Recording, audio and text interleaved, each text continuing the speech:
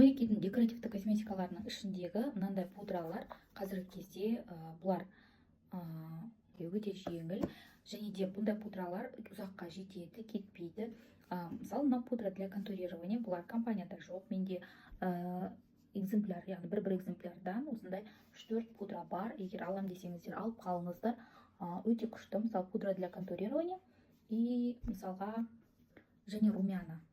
Бұлардың хайлайтерлері болған, олар бітіп кетті менде. Сол себепті, егер керек болатын болса, алып қалсаңыздар болады. Мен біреуін аштым, дәл осындай біреуі бар. Және де румяна сияқты пайдаланатын екінші түрі бар. Мынандай тұр.